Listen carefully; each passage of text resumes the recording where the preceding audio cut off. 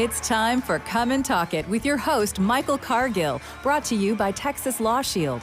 Over the last decade, Michael has championed and supported the rights of law-abiding Texans to own and use firearms. He is the owner of Central Texas Gun Works, a veteran of the United States Army, and has achieved national exposure in such prestigious media outlets such as Forbes Magazine, Fox Business News, CNN Money, AOL, BBC World News, Huffington Post, and the New York Times.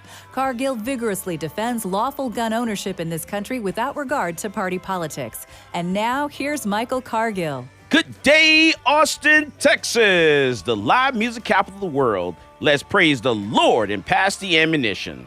All right, so Texas voters sent a clear message to the elected officials in Texas by sending Republicans to the Texas House and Senate with a majority. Now, Texas did not flip from red to blue like anticipated by some other people. Also, the former Speaker of the Texas House was sent home packing because of his weak pro-gun stance. Now, Senator Bob Hall is trying to single-handedly kill constitutional carry in the state of Texas. Senator Bob Hall wants outside money and influencers to kill constitutional carry. Let me know if I'm right. Am I wrong? Am I just, reading into it too much? All right, let's get into this. We have inside the studio Rachel Malone. Good afternoon. Good to talk to you today. Yes, Rachel's from Gun Owners of America, and she's going to talk to us about some Texas bills and what's going on. What should you expect at the Texas Capitol for 2021 as far as pro-gun bills and anti-gun bills? I think we have a record number of anti-gun bills that have been filed in Texas this year. Yeah, so we still have about 47 days left of filing, so we can see a lot more bills filed. Last time around, at this point in session, there were about 40 bills total filed that related to your gun rights.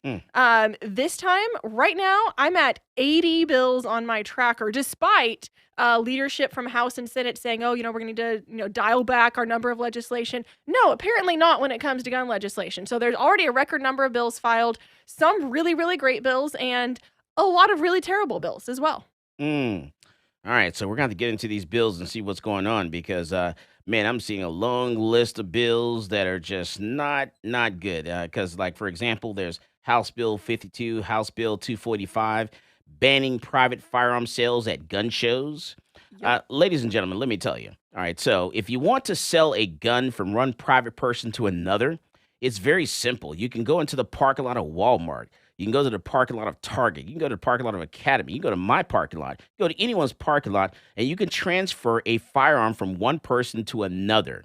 When it comes to purchasing guns in the state of Texas, you don't need a license to purchase guns. Guns are not registered. The only guns that are registered are machine guns, firearm silencers, zip guns, AOWs, any other weapons. Those are the items that are registered in Texas. So if you want to transfer a semi-automatic firearm from one person to another, all you have to do is meet that person anywhere, at your house, their house, in a parking lot, anywhere, and you can transfer that firearm from one person to another. You don't have to get a background check done. So when it comes to banning background checks at gun shows, I don't know what they're trying to accomplish by even doing this. I think they're trying to scare everybody. So I hate the way that they talk about this, gun show loophole as if suddenly, you go to a gun show and all the criminals can legally obtain guns. That's not at all what's happening. We don't have some law that says, well, at a gun show, everything is different. Michael, you have a gun store. You're an FFL. If your gun store set up a booth at a gun show, you don't have some loophole that suddenly allows you to just hand out all the free guns to everybody, all the criminals who come in and whatever's on their background. So the way it works is if you are an FFL dealer, then yes, you have to run a background check on people when they come to your store or wherever that transfer takes place for a transfer. But for private sales, like you said, you don't have to. No matter where that transfer takes place, you get to decide. And it's very important that Texas not only have the right to purchase firearms and sell their firearms as they wish, But pulling it back from the gun issue, it's just a matter of, can I dispose of my property how I choose to? Can I sell my property to the person I choose to sell it to? And if I'm selling my gun and there's somebody who I just don't really feel comfortable selling a gun to, I can either require a background check, I can require them to do 5 somersaults first, I can mark up the price, I can just say, no, I'm not going to sell it to you. So I can already accomplish, any purpose of, hey, I don't want to sell it to this person, I don't have to, or I can make them get a check. But what they're trying to do with these gun show restrictions is just really hamper people from being able to buy and sell property, personal property, as they choose to. Yeah. And then also, to add into that, you go ahead. But also, if universal background checks go into effect and there are no more private sales that you cannot do without a background check, then by fiat, that becomes a registry, doesn't it? Exactly. And you'll even see in at least one of the bills that was filed that is universal background checks, which does mean you can't just have a private sale. You have to run that buyer through a background check for a sale, for any kind of transfer, for a loan, for a gift, for anything, right? But yes, it becomes a de facto registry. At least one of the bills filed literally says you have to keep these records, including very private records of the people, of the gun sold. It is actually creating a gun registry. That's not what Texans want. Yeah, they're quite scary when you think about it. Oh my gosh, yes. All right, so you have House Bill 118, which is banning firearms from transfers between certain family members and friends, requiring FFLs to process these transactions that would include federal paperwork for government approval at an undetermined fee. So now we're talking about, banning transfer of firearms from one private person to another. If your mother wanted to give you a gun, gift you a gun, you wouldn't be able to do it. If your father wanted to give you a gun, son, welcome to being an adult. You're gonna go into the world. Here's a firearm so you can use to protect yourself. He would have to get a background check through a gun store, even on his son or the mother, her son, in order to transfer that firearm. Let me tell you, that is just crazy. House Bill 118. That's insane. Yeah, absolutely. And a couple of the bills have some kind of exception for inheritance or exception for very close relatives or family members. That's not going to cut it. I'm sorry. That is still absolutely insanely restrictive of our right to keep and bear arms, of our ability to freely transfer our property as we choose. So that's unacceptable. Yeah. And then now, coming in on the second and third place, you got House Bill 127 banning long gun open carry with limited exceptions. So now we've been able to Cargill, and you are listening to Come and Talk It. This is Brittany Glaze, and I get my global gun news from Michael Cargill on Come and Talk It.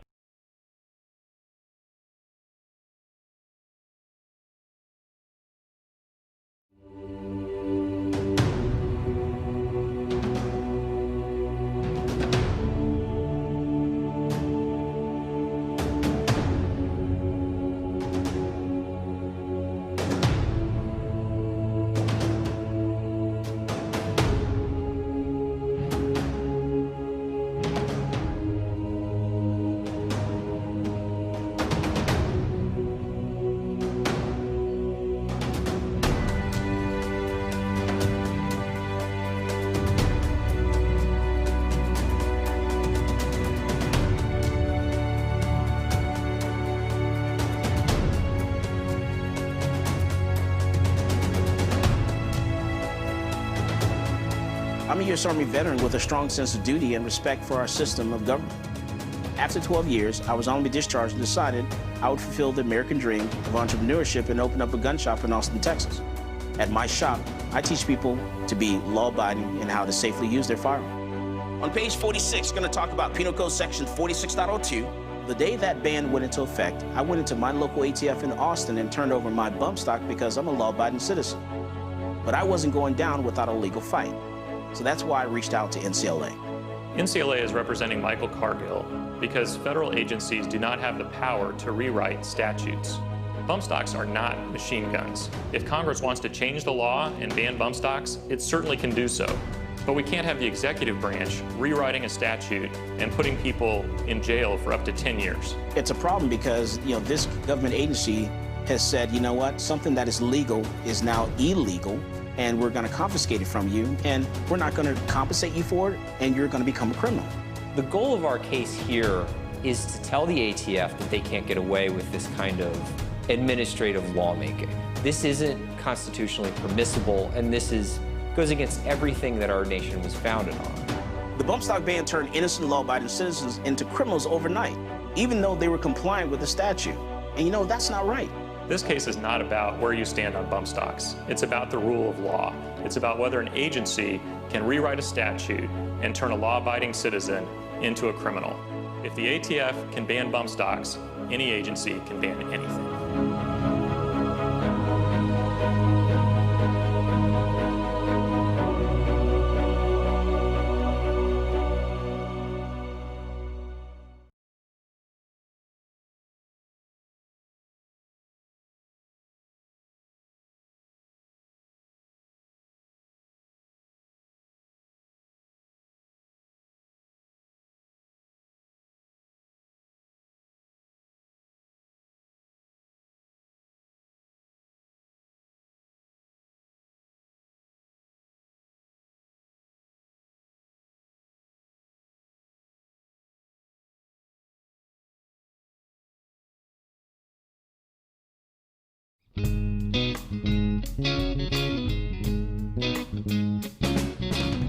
Welcome back to Come and Talk It.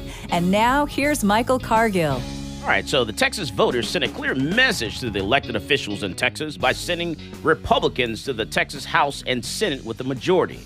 Texas did not flip from red to blue. Also, the former Speaker of the Texas House was sent home packing because of his weak pro-gun stance. And now Senator Bob Hall is trying to single-handedly, that's right, I said it, Michael Cargill said it, single-handedly kill constitutional carry in the state of Texas. Senator Bob Hall wants outside money influencers to kill constitutional carry. By putting it on the ballot, you will allow outside influencers to come in and just drop money like Bloomberg, just throw money into this and kill what so many people have trying to get passed here in Texas. You say no. Okay, so let's talk about this. Rachel Okay. Malone. Okay, so Set me straight. So if you're telling me that you think Senator Bob Hall is somehow completely flipped on his stances and is trying to become anti-gun and kill all the legislation he's been standing up for. No, that's not what I'm saying. What I'm saying is Senator Bob Hall does not want this to pass because there are people that are in the Texas State Rifle Association that they want to keep the handgun license the way we have it here today. There's some people that actually are on the board of the Texas State Rifle Association that believe that the only people should carry guns are police officers. Okay, so I think here in this room, or at least I can definitely speak for myself, and I think for us, we want to see constitutional carry, which means we don't think Texans should have to obtain a government permit in order to carry a handgun. So the way I see it, if you can own it, you should be able to carry it. If you can legally possess a handgun, you should be able to carry that gun, open or concealed, no permit required. And that's something that definitely Senator Hall has been fighting for and standing strong for. And so we saw a couple pieces of legislation filed. One is a full constitutional carry bill by Representative Biederman that I'm sure we're going to come back to. That's on the House side. On the Senate side, what we're discussing now is SJR 24 by Senator Bob Hall, which proposes a constitutional amendment, and it would state that the legislature does not have the power to mandate that citizens have to get a license in order to carry a gun. In essence, if it passed, it would nullify our license law, our license requirement. Now, I want you to pull up what they're proposing that we actually do, because they're proposing that we change the Texas Constitution. Exactly. So I want you to pull it up and read it though, and read it to everyone out loud. Yeah, I can read that. All right, so I want to bring it to the conversation. Man, we have on Skype Derek, come on in here. Derek, get some of this. Hi, Rachel. How are you? I missed you. Hey, how are you doing? Oh no, I'm fantastic. So here's the biggest part of what y'all were talking about. You, Rachel, you had mentioned that the universal background checks at the state level would effectively be a de facto registration, and it is. But then again, we already have that in the form of 4473s because FFLs are required to keep them for at least 20 years. So there you have a de facto registration as well, and those are awful. Right. It's So not the it state's already business who exists. owns- Right. It already exists for the guns that are required to have a background check. And so if we expand background checks, it expands a gun registry. It's not a registration. It's the FFL dealers are the database for the ATF. Right. So Absolutely. in case a gun is being found stolen or used in a crime, they're just the database. That's all that is, not a registration. Okay. But there is a database. So I like when we disagree. Yeah, it's a database. I like when we disagree. When the ATF comes up and says, "Hey, I need to audit your 4473s," they're Yes. looking at your registry, Mike. But the thing is, like, a lot of people don't seem to understand, and this is a huge unpopular opinion. Felons are people too, and they have just as much of a right to defend themselves as you do.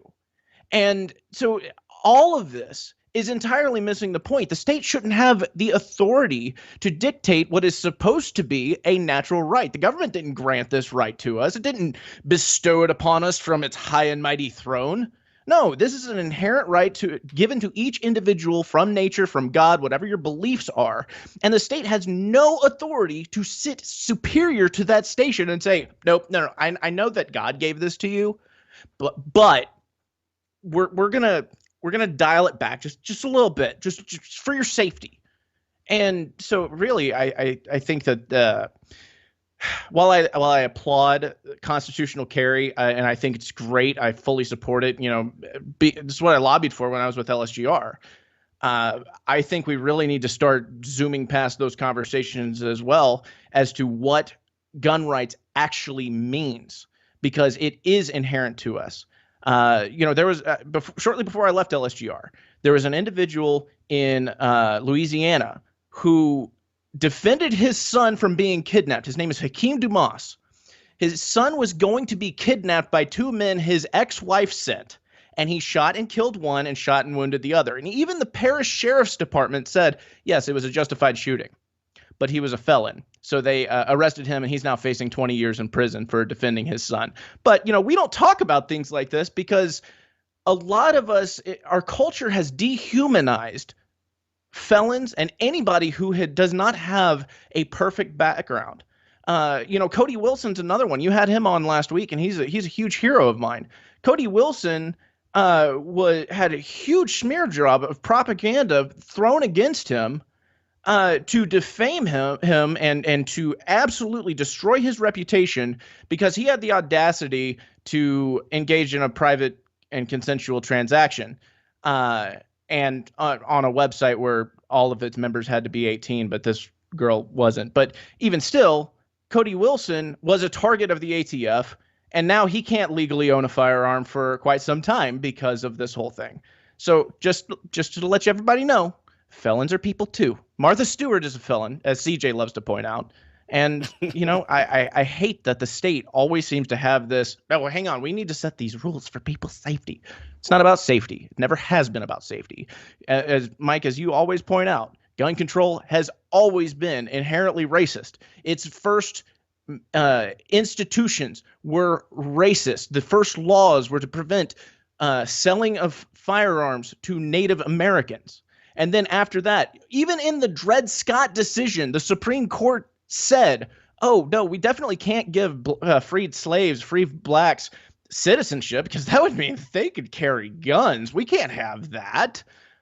It's always been this way. It's always been about controlling the individual. And that is something that we need to focus on, that it is an individual natural right. And Rachel, I appreciate all of your hard work. I really do. No, well, what I wanted to bring out also is I don't like to use the term, for law-abiding citizens, because I'll talk about honest citizens, but honestly, if you look at some of the measures, so say the bump stock ban that was passed, anybody who owned a bump stock and didn't turn it in, they turned into a felon. They could have a felony offense on their hand. So, I think that puts the question very well to gun owners. and others in Texas to say, hey, so if somebody owns this perfectly legal piece of plastic one day and then they refuse to turn it in, or they forget about it and don't turn it in, and it's still sitting there the same place on the shelf the next day, and now it's against the law and that's a felony offense. Oh, now do those people not deserve to have their gun rights just because they didn't? Maybe they forgot to turn that bump stock in, or forgot they had it, or decided not to, because why should they? So that's an example. And at GOA, I believe we've always said that, yes, if someone is convicted through correct due process of a heinous violent crime, they can waive their right to possess a firearm until they've paid their debt to society. But that's something that should definitely be looked at and thought about differently. Yeah, it's sad when, there's a young lady that says here in the comments that, her husband, was convicted of a crime 20 years ago and cannot, possess a firearm, can't buy one from a gun store, a federal firearms license dealer, and can't get a handgun license because of something that he did 20 years ago. And I think it's funny how, we've elected a vice president into office who's a top cop who, went after certain people in the state that this person was in. And it's funny to me because now you're going to see in the next year or two, you're going to see them push a movement where they're going to try to do like universal background checks. And every time we get, every stage of the gun movement, you go back to the 1600s. Every turn that we make, it's racist, measures and racist steps that we're taking when it comes to guns and when it comes to gun laws. And this is going to be the same thing when we're talking about universal background checks. But I want to go back to the constitutional carry for Texas, though. Yes. I want to talk about what is on this. What is it called? It's called a constitutional amendment. And it's just something that we want on the ballot for the next election. So what are we trying to accomplish? I think we're trying to change the Texas Constitution. Yes. So to be clear, this is the Texas Constitution, which I think is perfect the way it is. With all its 500, however many hundreds of amendments we do every single year. It's perfect the way it is. So just to be clear, the United States Constitution has been amended a total number of 27 times, including the first 10 amendments, which happened in the first couple of years. It was the Bill of Rights. Okay? And that's 27. It's not that many. Right. It's very, very few. Okay. Over the past couple hundred years. The Texas Constitution, on the other hand, is enormous, growing, living, apparently, because it changes all the time. And so every couple of years when the legislature meets, they pass some language that is a proposed constitutional amendment, and it has to pass in both the House and the Senate by a 2/3 majority vote. 2/3 is substantial. And then it has to go to the people that next November for a vote. So you've seen, like, anybody who's gone to the polls in a November of an odd year, you've seen constitutional amendments to the Texas Constitution on your ballot. It's a proposition to amend the Constitution. So the one proposed by Bob Paul, let me read you what the Constitution says. When we come back from the break, I'm going to have you read that as soon as we come back from the break. All right, we're talking about constitutional carry for Texas. We're talking about the bills that have been filed in Texas this year, 2021. This is Michael Cargill, and you are listening to Come and Talk It. Peace, this is Maj Toure. You're listening to Come and Talk It Radio with Michael Cargill.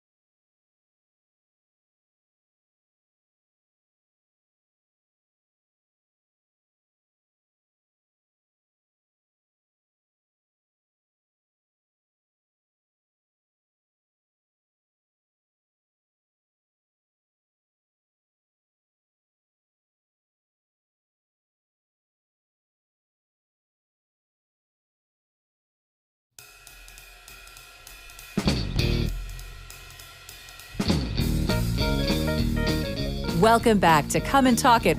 And now here's Michael Cargill. All right, so we're talking about the Texas legislative session 2021. We're talking about the pro-gun bills. We're talking about anti-gun bills. Talking about what's on, what are some of the things you need to be concerned about in Texas. All right, so we have Rachel Malone of Gun Owners of America, and she's talking to us about, we're talking about this session and what's going to happen and what you need to do. We're going to talk about the process. I want to talk about, what's happening. What do you need to expect when you go to the Capitol this year with COVID-19? How is it going to look? Is it going to be a little different for you? And I know Rachel's been there this session, and she'll, tell us a little bit about that. But first, I want to talk about this constitutional amendment. Yes. So what's on it? What does it say? This says, currently our Texas Constitution says every citizen shall have the right to keep and bear arms in the lawful defense of himself or the state, but the legislature shall have power by law to regulate the wearing of arms with a view to prevent crime. That's what it currently says. That's what it currently says. And that little part there was added around 1870 in order to allow the legislature 1870? Yes, in order to allow the first racist gun ban here in Texas. Before you were staying in your daddy's... Just a couple years. Yeah.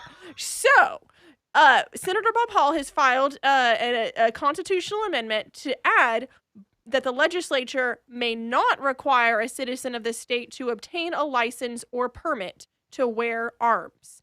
In essence, what would happen if this passed, it would nullify our license law. It would be constitutional carry by constitutional amendments. Okay. So what are we trying to change it to? Yeah, I just read that. All right, so read it one more time. So, it would still say the legislature shall have power by law to regulate the wearing of arms with a view to prevent crime. But it changes and to... it would add, but may not require a citizen of the state to obtain a license or permit to wear arms. So basically, the state is able to control where you can carry it and how you can carry it. But they just say you don't have they can't require a license. Right. Is that how I understand that? Yeah, because constitutional carry, like as defined across the U.S., doesn't have to do with gun-free zones. Gun-free zones are a huge, important issue to address. There are so many other gun rights issues and gun freedoms issues to address besides the permit requirement, but the permit requirement has been a huge thing that we've been fighting in Texas. I'm fighting that since 2012, so it's been quite a little bit now. And so this is narrowly tailored to that particular end. Okay. Hey, Rachel, I got a question for you. Sure. Did Bob Hall return his survey in 2018? I don't think he returned LSGR's survey whenever I was there. Do you happen to know if he returned y'all's gun rights survey? I don't have the list offhand, but I am almost certain that he did, yes. Okay. I'm just curious because the way that he's handling this whole thing, it just seems more of the same. Even Abbott said whenever constitutional carry was first introduced, what was that, 2014? That he said, "Oh yeah, I'd sign it if it gets to my desk. Yeah, I support it," but didn't do anything to actually help it along. Okay, hang on. You're saying more of the same. Let's back up for just a little bit. Constitutional carry was filed one time in the Senate. That was back in, I want to say 2015, if I'm getting my years straight. I think that's correct. By Don Huffines, who was completely punished for that by Lieutenant Governor Patrick, and none of the other senators have dared since then to file anything related to constitutional carry because it would risk the ire of Lieutenant Governor, who would kill everything else they do. So I don't see this as more of the same. I see this as saying, no, we're going to stand up for something that the Republican Party of Texas, which is his party, has prioritized and asked the legislators to do. Unlike so far any other senator has. There have been a couple other senators who've mentioned it. We're going to see what they do, which would be great. But I have a really hard time saying this is more of the same. I think this is a definite change from the same, which is, let's not do anything about constitutional carry. And for those people that don't know, we're talking about constitutional carry. We're talking about that, if you're in Texas and as long as you have a right to be in possession of a firearm, you will be able to carry said firearm is what we're talking about. You won't need a license at all. That's what we mean. We're saying constitutional carry. Yes. All right. Now, I want to talk about, what's the process for getting to the Capitol now? Because we're in COVID-19, which is 2021. Should be COVID 2021. But, here we are. People are concerned about the pandemic, so the Rona. So what's the procedure for getting into the Capitol now? Because you have the metal detectors, normally, then you have the other line, that's the license holder line. You show them your handgun license, you go into the Capitol, you can, talk to your elected officials, you can talk to their staff, you can, walk around the Capitol and check it out. So what do we have to do now? What does it look like? So I almost hesitate to answer because they keep on changing. Like they change it around every few days, every week. Okay. It was closed for months and months. They opened it a couple days later. They closed it because they're rioting in the U.S. Capitol. But here's what I understand it to be that I think is going to be more or less the new normal. So people can still come to the Capitol. They'll be required to wear masks. They will be asked or recommended to take a test, but I don't think that a test will be required for general entry into the Capitol and for entry into into the House of Representatives proceedings or committee hearings. What I'm seeing in rules proposed by the Senate is they are going to require a negative COVID test, not only for their members and their staff to get on the floor or to do anything, but also for anybody who wants to come to a Senate hearing and testify. I believe that's what they're looking at. At least the House also... So they have funding for this. I am not quite sure how that works. That's a little over my pay grade. Right. I don't have funding to figure that out. But so that's interesting. The other interesting thing that I see, at least in the House, and I'm not sure what the Senate is doing about this, but they have the set of emergency rules that goes into effect essentially now, and it could go back and forth depending on the COVID situation. And it says that that right of the people to show up to committee hearings and give meaningful input. Correct. They say that can be during a time of emergency. That right of the people can be satisfied through giving them a video link and video conference, and allowing them to, I think the idea is just let them submit written comments and watch on video. And they're also, even if they do have a hearing in person, they will let people testify apparently during normal times, or that they could let people testify at committee hearings, which is what we normally do all the time. But also, if you want to do something virtually, you can submit a written statement. Now, here's what I find extremely interesting. Okay. When it comes to redistricting hearings, for that issue, they have the technology and feasibility and everything works out perfectly to be able to hold virtual hearings. So they're going to do regional hearings throughout the state, but also, this is at least in the Senate, but also allow people to video conference in and give testimony via video conference, because that works when you're talking about redistricting. But apparently redistricting is the only topic that works for, and some reason technology doesn't work when you're trying to advocate for gun rights on video conference. Yeah, because they know how many people are going to show up and want to, voice their opinion. So that's why they're trying to limit the people and limit, who says what in those hearings. I'm sure. And Thomas Harrison, you asked, does that include Texas residents only, Mike? Well, what you're saying, you're talking about constitutional carry, I believe. And no, that would mean that anyone that stepped foot in the state of Texas, as long as you can legally possess, you can legally have a firearm, you would be able to carry said firearm either in the open or concealed without a license. That's what constitutional carry is. Yeah, because Texas has never distinguished between a resident or a visitor. I mean, if your license is recognized by Texas, you can carry in the same way as a Texan with a Texas license, and it would be the same way for constitutional carry. If you meet the requirements to purchase a handgun, you could carry without a license under constitutional carry. All right, what do you think there, Zach? I don't know. It's like, I'm sure you have been to the Capitol at some point where you have testified, a bill has come up, you've testified, you've said, no, we do not want this, it's going to be bad for this reason, and then just a whole line of people are testifying behind you saying the same thing. Nobody's testifying saying, yes, we need this bill. And then they vote on it and say, we vote yes on this bill. It does happen, but honestly, it can happen. But honestly, the more people who show up, especially right now with the makeup of the legislature with the gun issue. So Mike mentioned that, yes, voters elected Republicans. And I want to point out that Republicans cannot be trusted to stand up for our gun rights. However, the difference is at least their platform says they're supposed to stand up for gun rights. At least they pretend to. At least they know the talking points, that they have to. Whereas the other major party in Texas actively fights against it. And I think pretty much everybody there is going to oppose, not completely, but mostly oppose it. So that's what we're working on here. But Yeah, it does make a difference to show up. Like, it puts them on notice that, oh, this is not just a backroom deal anymore. People are watching what we do, and, GOA is going to be there and tell all of our constituents what we did on this vote. Maybe we should second guess this. Maybe we should not vote against gun rights. Yeah, it does make a difference. And see, I play chess. I don't play checkers. And so if I was the Speaker of the House and I didn't want something, to pass, I would, have one of my, have a senator or whoever or someone to, propose to, do it as an amendment, as a constitutional amendment, and then put it on the ballot for the people to actually vote on. And then that would open up, outside money like Bloomberg to come in and dump millions of dollars into Texas to run this campaign to actually kill it and to convince people not to vote for someone by showing them scary videos and scary talking points to kill constitutional carry. That's what I would do.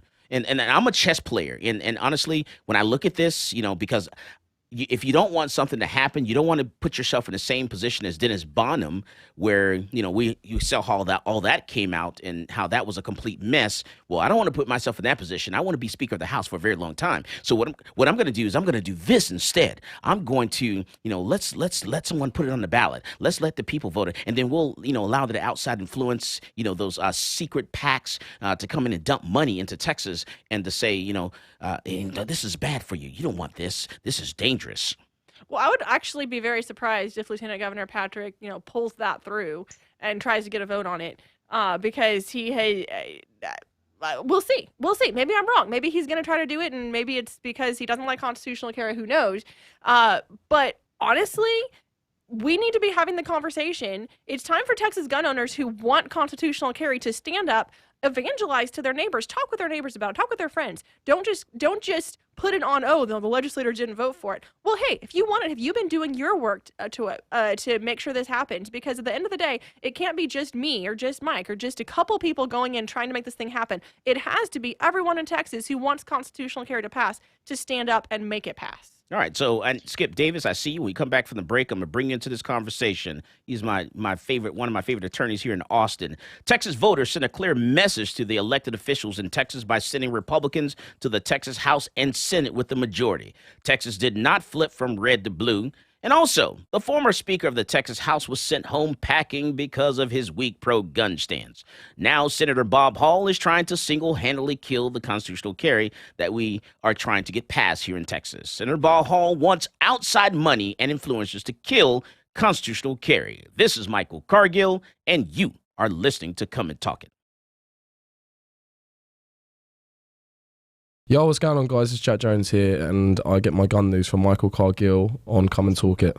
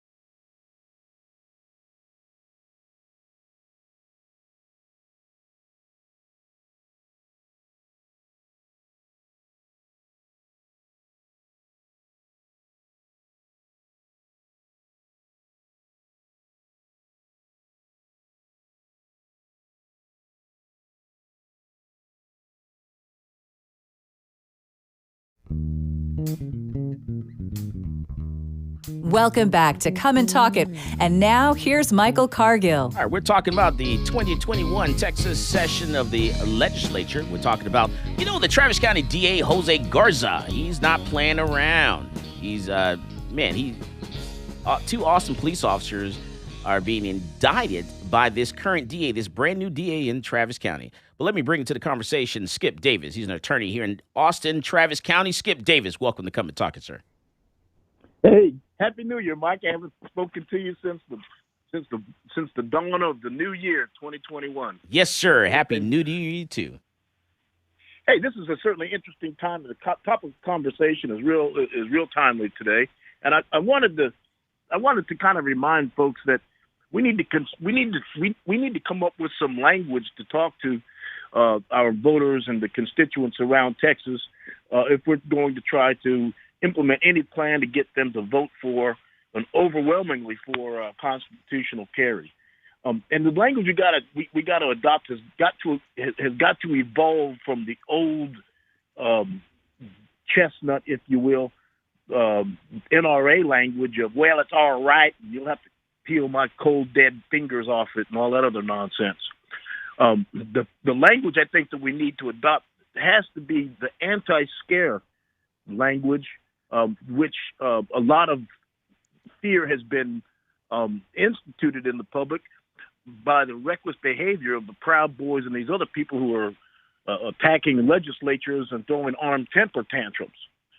So in order to try to avoid that kind of nonsense, and because there's a growing number of people who are afraid of, in metropolitan areas especially, afraid of open carry, we should try to abandon open carry and go to constitutional carry. And we should also abandon license to carry.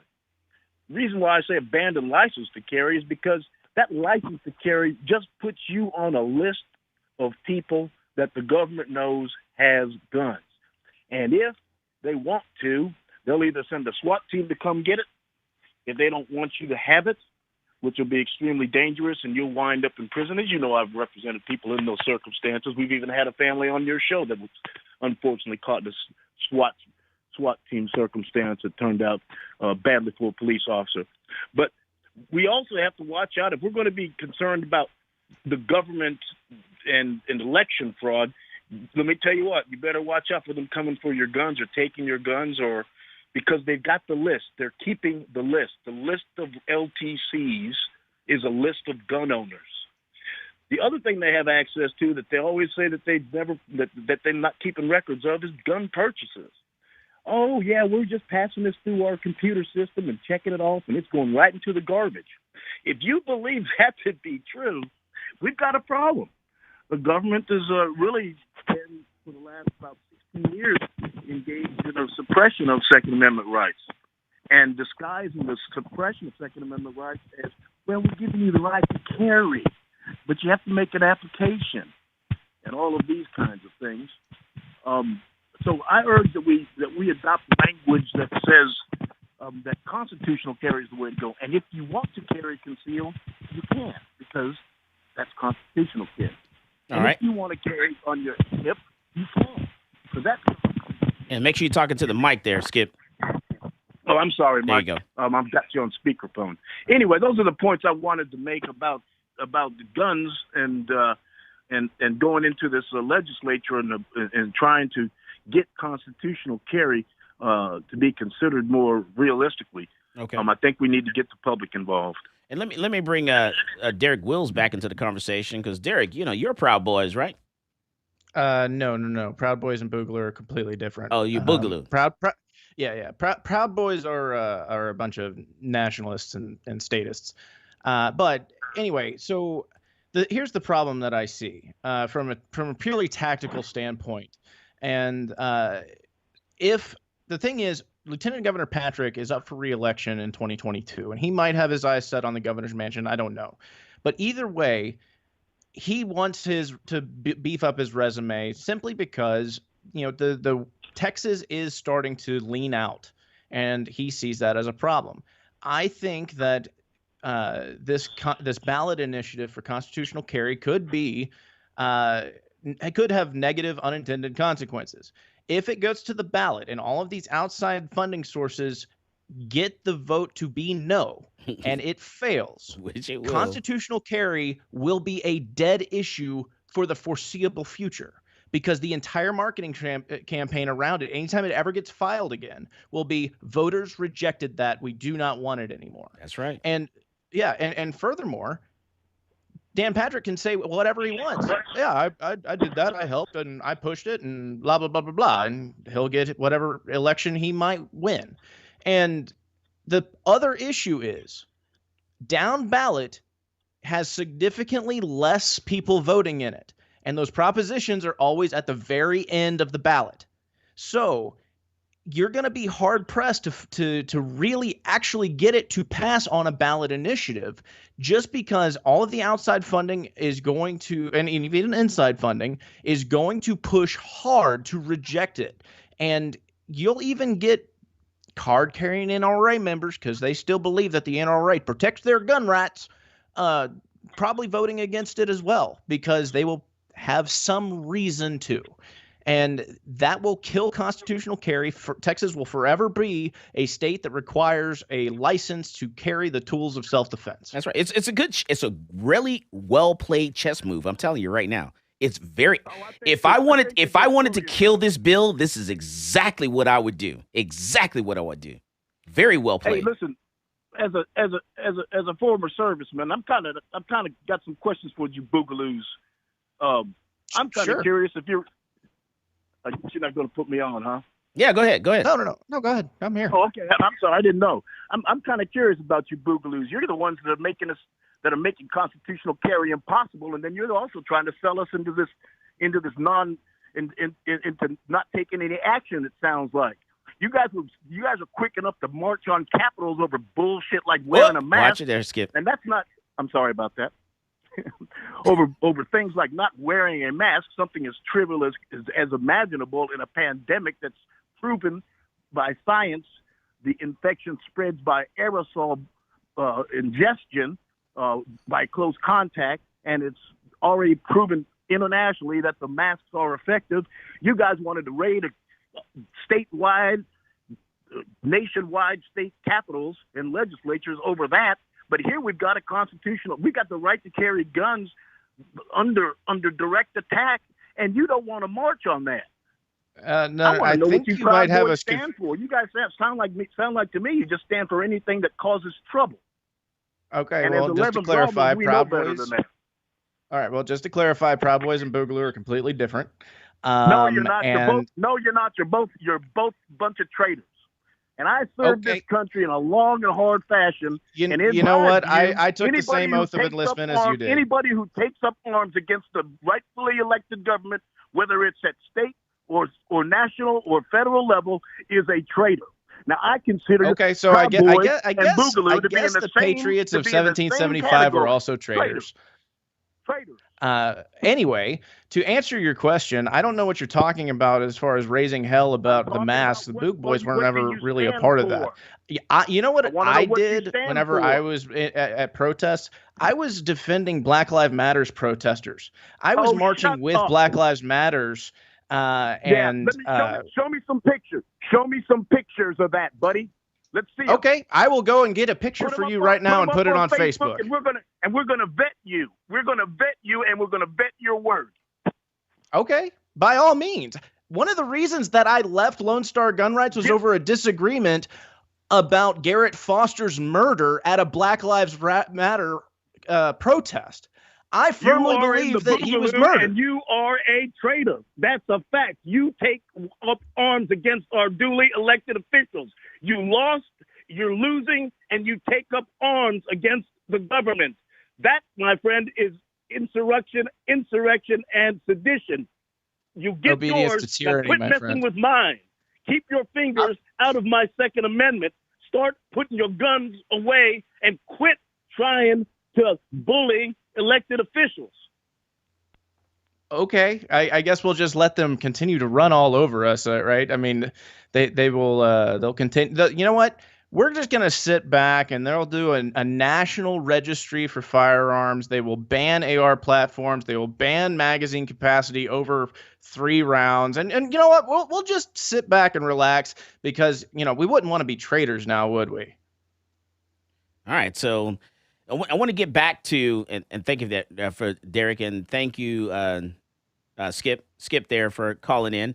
I want to get back to talking about Texas. I want to talk about what's happening at the legislature. I want to talk about there are a lot of different bills out there that I want to break down and discuss because there are a lot of anti-gun bills. I think we have the most anti-gun bills that actually have been filed in the state of Texas in the history of Texas. Yeah, and I also want to go back to how do we talk about constitutional carry? Just what are the talking points on it apart from strategy issues? Let's discuss that too. Okay. All right. We come back from the break. We'll talk about that. Going to talk about House Bill 164, 395, the red flag gun confiscation bill. House Bill 172, 241, banning the sale or transfer or possession of commonly owned semi-automatic firearms. House Bill 178, House Bill 234, banning the sale and transfer or possession of standard capacity magazines that hold more than 10 rounds. House Bill 185, mandating firearms to be stored in locked gun cases, safes or cabinets. House Bill 196, repealing key elements of Texas Castle Doctrine law, including stand your ground and no duty to retreat. House Bill 201, repealing Texas campus carry law. House Bill 231, raising the minimum age for the purchase of a semi-automatic rifle and handguns. This is Michael Cargill, and you are listening to Come and Talk It. Folks, this is Doug Man Jones. And I get my gun news from Michael Cargill at Come and Talk It.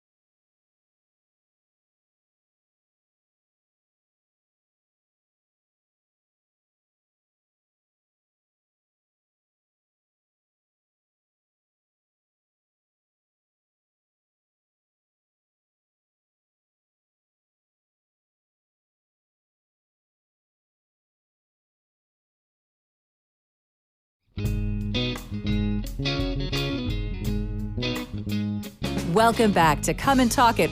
And now here's Michael Cargill. All right, so we have Rachel Malone of Gun Owners of America. She's talking to us about some bills in the Texas legislative session.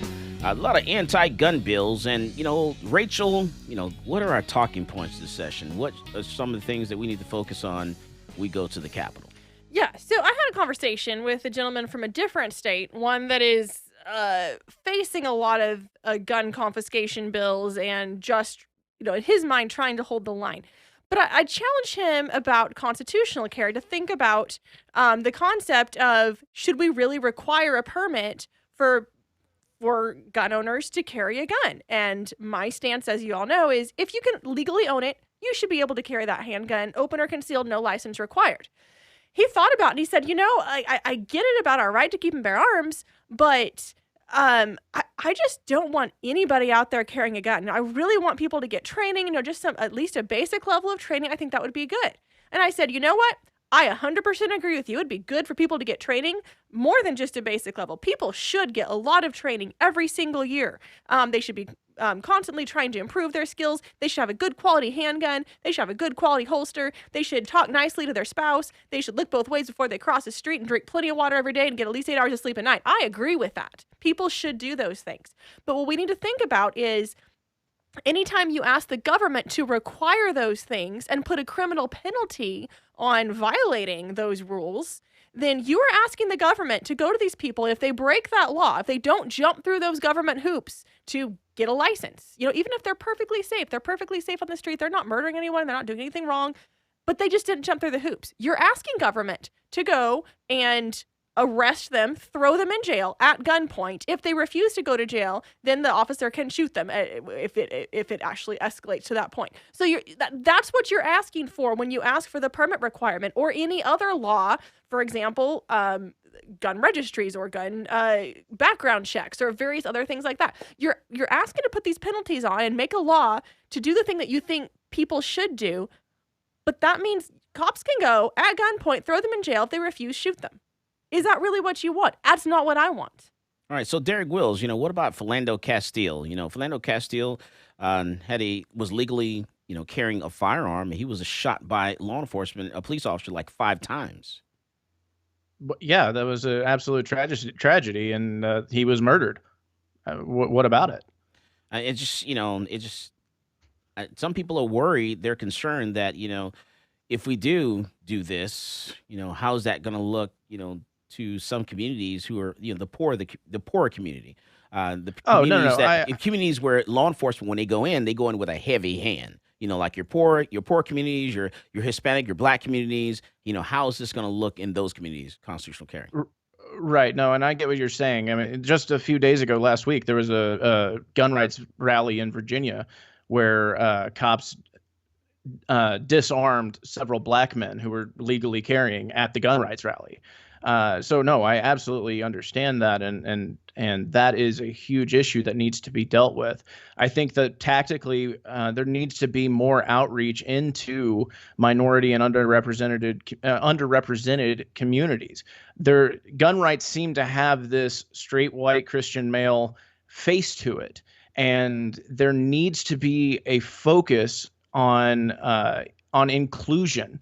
I'm not saying that people should have more rights or less rights depending on, their race, social status, age, what have you. But the thing is that, and this isn't about affirmative action. It is, though, there needs to be a clarity of what gun rights means. We need to say gun rights are for everyone. Gun rights are Black rights. Gun rights are women's rights. Gun rights are gay rights. Gun rights are trans rights. Gun rights are human rights. The thing is, we need to be so inclusive and reach out to all of these people and teach them and help them understand why we love gun rights so much, because without it, we don't essentially have any rights because the government has stolen all of them from us. So I think that part of this is we really, really, really need to reach out to these underrepresented communities. And I'm not talking about bringing them out and then putting them on a spotlight and just showcasing them like, see, we got a Black guy here, Michael. See, he's pro Second Amendment. It's great. No, we need to really listen to them, and we need to understand what issues they might have whenever it comes to things like Philando Castile. We need to tell them, yeah, that was wrong. The NRA was absolutely wrong, staying silent on that whole thing. That man was murdered by law enforcement for committing no crime. And we need to explain that, yes, you are going to be in a harder spot for a little bit longer. But the thing is, the gun is the great equalizer, and I think you would much rather have the means to defend yourself against an agent of the state who is hell-bent on murdering you than to sit there and just be executed. And maybe there are several other means. I'm just kind of spitballing here. But I think minority outreach and underrepresented outreach definitely needs to be a part of the tactic whenever it comes to getting constitutional carry passed. All right. There's also some other anti-gun stuff out there, like House Bill 603 by Representative Tara Mezza, which prohibits Texas from recognizing a license to carry issued by another state. The measure repeals the state law allowing the governor to negotiate carry license reciprocity agreements with other states and requires DPS to revoke all existing agreements. That's crazy. All right. So, Rachel, so what are our talking points? You just told us the talking points, but I want to get into, what are some of the pro-gun bills that are out there? Yeah, no, I think that's great because honestly, one of our best talking points is let's stop just saying, oh, we have to fight back against the gun control. If we, let me tell you what, I heard so much about Terry Mays' horrible bill that was going to repeal Stand Your Ground, doesn't repeal Castle Doctrine, does repeal Stand Your Ground. If people would put half that energy into fighting to restore our freedoms that are currently being infringed, we'd already be there. And that's what really ticks me off is that people will get so upset and ticked off about something that's not going to pass and refuse to put energy into things that could pass if they would work on it. So yes, okay, let me calm down a little bit, take a little breath. Okay, everything's great. So the good bills. Good bills. So we've got constitutional carry by Biederman, and again, yes, we do have the bill that would put all the statutory things in the right place, as well as the constitutional amendment that would honestly, if it did pass, let's take it this far too as a chess game, it would protect against a Democrat takeover of reps and senators who wanted to change the law. They wouldn't be able to without reversing that constitutional amendment. So let's play that chess game too, and we have to understand that. And for those people that don't know what constitutional carry is? Yeah, constitutional carry means if you own it, you should be able to carry it. No license required. So you should be able to carry your handgun without a permit. Okay. So we've got that bill filed. That's HB 1238 in the House. We've also got a very interesting bill, the Domestic Violence Victim Defense Bill.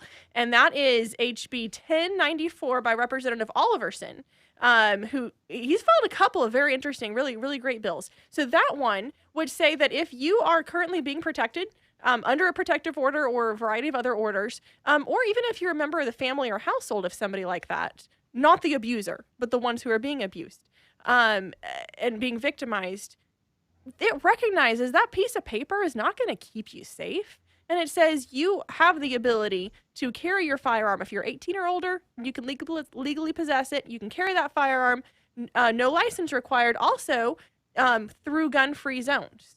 Now, let me be really clear. I think all of us should have that ability. But let's also understand that victims of domestic violence, like they already have someone who's trying to abuse them, and I would love for them to have help. And this is also a great talking point for all the reps who try to say, we have to pass red flag laws to protect the victims of domestic violence. Oh, really? You're going to give them a piece of paper? That's really cute. That's adorable. You want to give the victims a piece of paper to protect them. We'd rather let them have a gun to defend themselves and be their own first offenders. So we've got those. We've got a whole host of bills, a collection of bills that would prohibit our state from enforcing federal gun grab regulations for guns, ammo, accessories, and one specific to suppressors. And then we've also got another bill also aimed against protecting from federal infringements that would say any gun made in Texas from Texas parts that stays in Texas is not subject to federal regulations. And yeah, it is a little bit of a longer game with these bills. There would be a fight in the courts for it. Let's have it. Let's go there. Let's make sure Texas is doing every single possible thing we can to protect our rights. So those are some of the top categories of bills that I'm seeing. All right, and then so Derek, what do you think about those? Oh no, those all sound fine and dandy, but of course, from a philosophical standpoint, me being the resident ANCAP here, I think that this is just indicative of the fact that the state has too much power because they can actually make these decisions for the individual. And if, like Rachel said, they have a monopoly on violence. So if you don't comply with them, they will send men with guns to invoke violence on you and up to and including death should you not comply. But then again, I am not going to oppose anything that actually helps the individual empower themselves. Yeah. I think that the domestic violence bill is a huge and wonderful tactic, but also just a great thing because these people have already been a victim. And they still have their abuser out there looking for them and could come up on them at any time.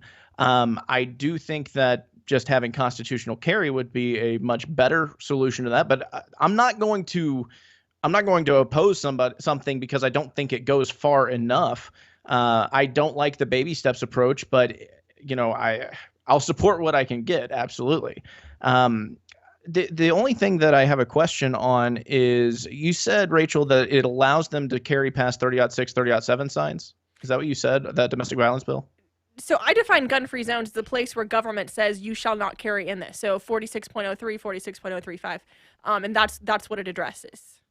Okay, so 30.6 and 30.7 still stay and are enforceable whenever it comes to this? It still stays, but remember we changed that last year also to say there's no penalty if you carry past a 30.6 or 30.7 until you get a verbal warning from somebody in charge of the place and you refuse to leave. That's what it is now. Right. Yes. Okay. Right. So we did change that last year. So at least there's that helps. All right. Okay. Well, I was just asking for clarification on if if that would still apply to the domestic violence bill. I think it's fantastic. I really do. You guys have my full support. You know that. I know that. I know that you guys work hard and y'all are pushing a lot of good stuff. I hope that that CJ and Justin and all the other guys that have been helping out throughout the years are able to help you guys out even more this year. I don't know how optimistic I am that we'll see anything real because of the way the legislature is designed. But we got to push it. I'm going to support you as much. Oh, absolutely. I'm going to support you guys as much as I can for sure. All right. This is Michael Cargill, and you are listening to Come and Talk It. This is Coley on Noir, and you're listening to Come and Talk It with Michael Cargill.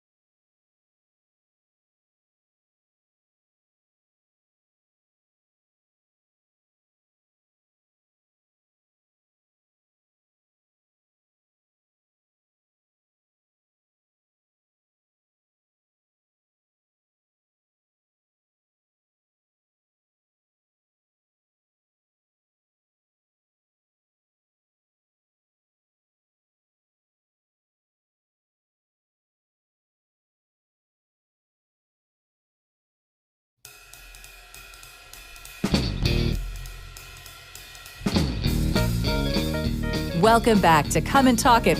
And now here's Michael Cargill. Travis County District Attorney Jose Garza announced the return of 3 indictments against 3 law enforcement officers arising out of 2 separate incidents, which were presented to a grand jury and will be prosecuted by the office's Civil Rights Unit. So on Wednesday, December 16, 2020, the grand jury returned a 2-count indictment charging Travis County Sheriff's Office Corrections Officer Shannon D. Owens with the felony offenses of aggravated perjury, Texas Penal Code 37.03, and tampering with a government record with the intent to defraud or harm another, Texas Penal Code 37.10. Mr. Owens' case will be prosecuted and is currently pending in the 50th Judicial District Court for Travis County. Also on Wednesday, January 20th, 2021, APD officers Gregory Gentry and Chance Bretches were indicted for the felony offense of aggravated assault by a public servant, serious bodily injury, deadly weapon, a first-degree felony under Section 22.02, and of the Texas Penal Code by the 147th Special Grand Jury, extended July 2020 term. So these cases will be prosecuted and are pending in the 299th Judicial District Court. Now, the 147th Special Grand Jury also returned a no bill on a 3rd officer related to this incident. So let me bring into the conversation Skip Davis. Skip Davis, what do you think about what Jose Garza is doing, the Travis County District Attorney?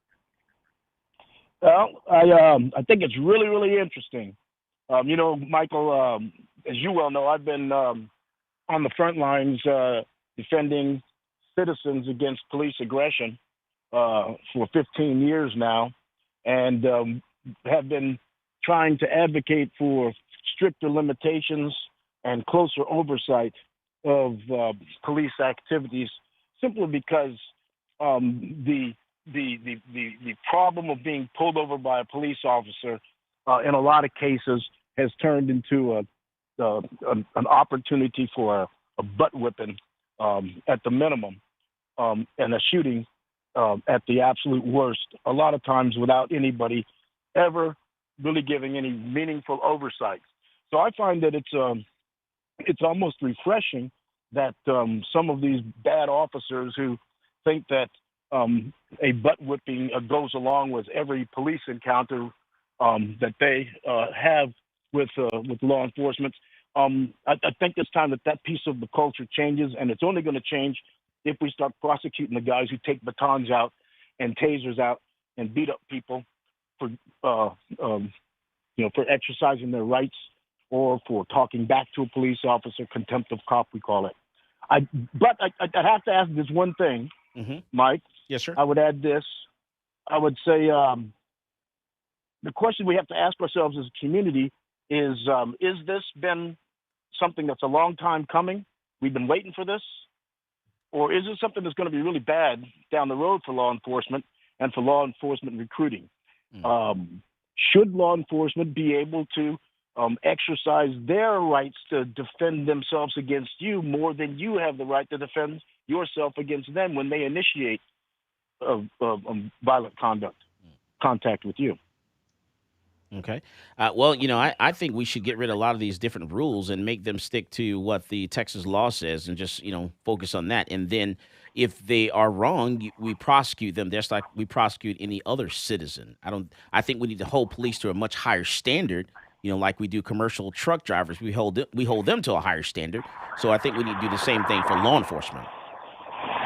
I think you're right. But one of the, I think the place to start is here. This will be interesting, but unfortunately, I think it's going to cause a rift within the law enforcement community between the district attorney's office and the law enforcement officers who are on the street and the jail. Yeah, well, we need to send that clear message that if you commit a crime, even though you're a police officer, you commit a crime, we need to send that message that, what, you're going to be prosecuted. And I think what this DA is doing, I think he's doing the right thing. He's going back and he's looking at some of these cases and saying, you know what, this officer did something wrong and should be prosecuted for it. And I think he's doing the right thing. But what is that going to do for recruiting down the road? It means that, hey, you know what, you need to be a good citizen. You need to be a good law enforcement officer. And you know what, if you're a fellow officer, something's going on, you don't say something, what is it? What do we say about that? One spoiled apple spoils, it kills the whole bunch. That's right. Well, that's going to be an interesting reach. First off, we've got a governor who's locked his horns in combat with the city council, who are talking about trying to reorganize the way that we fund police and what police's obligations are in the community, what they should respond to, what they shouldn't respond to. We've got the governor locked and horns locked up in a battle over homelessness. That should be easier to solve by throwing money at it than by throwing political vitriol back and forth. And I think people need to come up. People need to come up and show up at the Capitol and let the elected officials, our Texas legislature, know that this is what's going on in the community. And before you throw money at this problem, before you throw money at what's happening, you need to make sure that you also put in there, we're going to hold them accountable when they're wrong. Well, and that's that's where we're stuck. Right now, we've got the district attorney as one mechanism, apparently the only mechanism, that's reviewing these cases for presentation to the grand jury. I'll guarantee you that the police are rarely doing it unless it's an obvious case like Javier Ambler or Mr. Ramon. Those are pretty obvious cases. Those got to go to the grand jury. But in the closer cases, where the police monitors, or what they call now the Office of Police Oversight, is controlled by, funded by, and housed within the Austin Police Department, well, that makes it a harder case for a citizen to go report the crime, which means then the only other place that the crime gets reported to the district attorney for presentation to the grand jury is if the defense attorney who represents the guy that got beat up and ultimately arrested by the cops for some fake crime that they've used to justify beating this guy up. Right. If the defense attorney brings it to the DA's office, but the DA ain't listening to defense attorneys very often.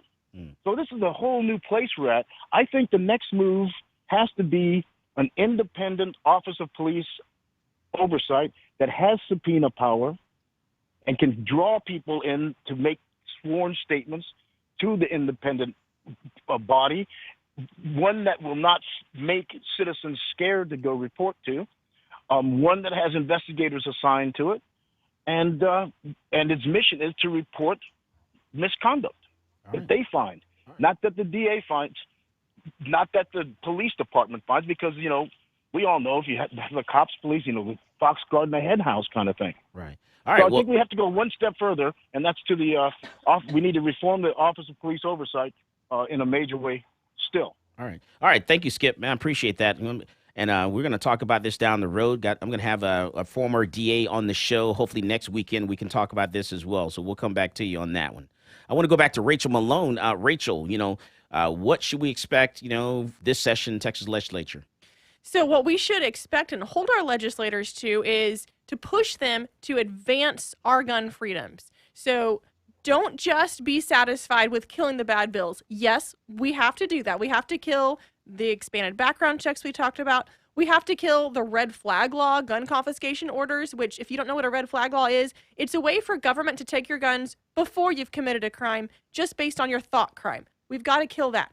We have to do more than just that. So we have to pass some of the positive freedom restoring legislation that we've already discussed, like constitutional carry, like the federal firearms protection, and a couple of other ones you need to be aware of super quick are the anti-red flag law bill that would say if the federal government tries to tell the states they have to be involved in red flag laws, that's a no-go. We're not going to do it.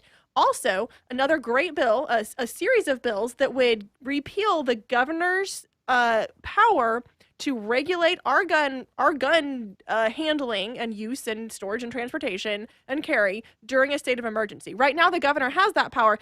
Thankfully, our governor hasn't used it. We want to make sure no future governor ever uses an emergency or a pandemic to restrict our gun rights.